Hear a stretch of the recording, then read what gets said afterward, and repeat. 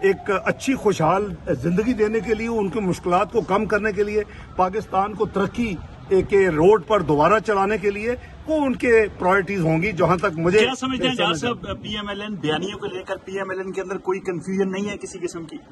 دیکھیں، لیڈر بیانیہ طے کرتا ہے. میری سوچ ہو سکتی ہے، لوگوں کی سوچ ہو سکتی ہے، لیکن 10 بیانیے نہیں ہوتے، لیڈر کا بیانیہ ہوتا ہے. اور لیڈر نے تو آج نہیں 2017 میں کہہ دیتا میں اپنا معاملہ اللہ کے سپرد کر دیا. میں نے تو آپ کو ابھی عرض کیا ہے کہ آپ دیکھیں کہ کتنی جلدی لوگ کریکٹر ایکسپوز ہوئے. کبھی اتنی جلدی ایکسپوز ہوئے کہ کو اللہ تعالیٰ کی ذات نے اگر ایکسپوز کیا ہے تو صرف ایکسپوز کر رہے ہیں، اللہ تعالیٰ ان سے اکاؤنٹ بھی سیٹل کروائیں گے. کوئی کہیں چھپ رہا ہوتا ہے، کوئی سوشل گیدرنگ سے کوئی وہاں سے بھاگ رہا ہوتا ہے، تو وہ کیا ہے، وہ سارا اللہ تعالیٰ دکھا رہے ہیں. اگر ہم نے یہ اللہ تعالیٰ پہ میاں نواز شریف نے چھوڑا ہے تو میں سمجھتا ہوں کہ جتنے کم عرصے میں اس کا نتیجہ ملا ہے اور لوگ دنیا کو دکھا دیا گیا ہے کہ پورا فراڈ کیس تھا، میاں نواز شریف صاحب کے ساتھ زیادتی تھی، اور اس کا نقصان 24 کروڑ عوام نے بھگتا ہے، پاکستان نے بھگتا ہے. پاکستان کی ترقی اپنے کئی دہائیوں پیچھے چلی گئی ہے.